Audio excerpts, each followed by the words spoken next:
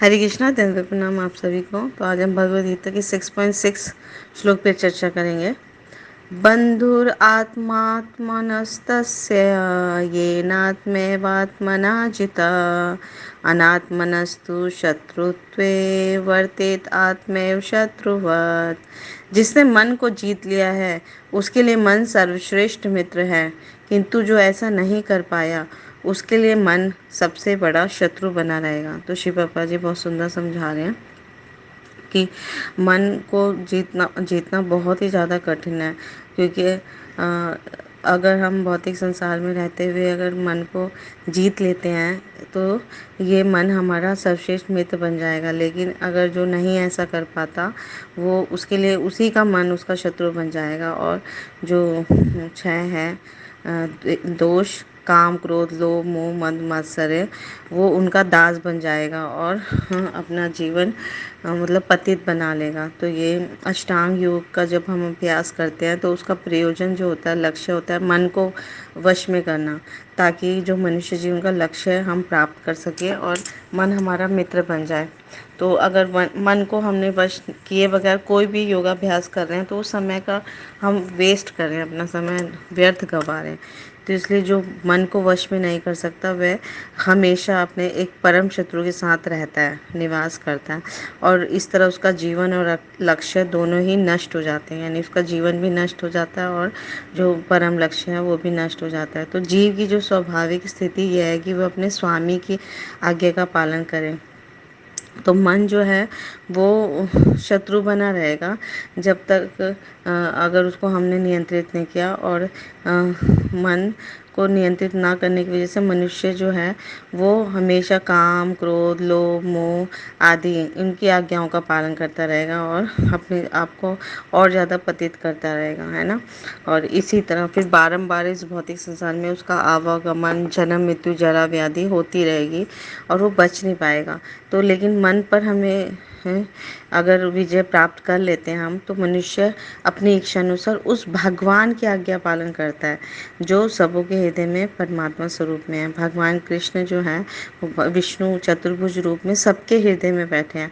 तो अगर हम मन को नियंत्रित कर लें तो हम उनके आज्ञाकारी दास बन जाएंगे, और मन को नियंत्रित ना करेंगे तो हम हमारे अंदर दोष आ जाएंगे, 6 प्रकार के अनर्थ पनप जाएंगे। तो अब हमें ये स्वतंत्रता दी गई कि हम मन को जीतें या मन का मन के मन को मन पे काम जीते या उसको शत्रु बनाए, उसे मित्र बनाए या उसे शत्रु बनाए। तो वास्तविक हर योगाभ्यास से जो होता है उसका लक्ष्य यही होता है कि कृष्ण हृदय के भीतर परमात्मा रूप में, तो उनसे हम भेंट करें और उनकी आज्ञा का पालन करें। तो जो व्यक्ति कृष्ण भावनामृत को स्वीकार करता है तो भगवान की आज्ञा के प्रति अपने आप को पूर्ण रूप से समर्पित कर देता है, टोटली शरणागत जीव बन जाता है। तो इसीलिए हमें भगवान की आज्ञा पालन करनी चाहिए, है ना। गुरु साधु शास्त्र को फॉलो करना चाहिए, तभी हम जीवन अपना सफल बना सकते हैं। तो एक बहुत सुंदर कथा आती है। एक बार महाराष्ट्र में नामदेव नाम के एक ब्राह्मण थे। वो गोदावरी नदी में एक बार स्नान करने के उद्देश्य से जाते हैं। तो एक मुसलमान काजी अपनी छत पे देख रहा होता है ये, तो क्योंकि मुसलमान होता है तो उसको शत्रु भाव होता है ब्राह्मण से। तो जब वो ब्राह्मण नामदेव जी स्नान करके आते हैं तो उसके घर के नीचे से उनका रास्ता जाता है, तो उनके ऊपर थूक देता है। तो फिर वो दोबारा जाते हैं गोदावरी नदी में स्नान करने, और फिर जाते हैं उसी रास्ते से। तो मुसलमान का जी मतलब कुल्ला कर देता है, जूठा गंदा पानी उनके मुंह, अपने मुंह से उनके ऊपर फिर से डाल देता है अपनी छत से।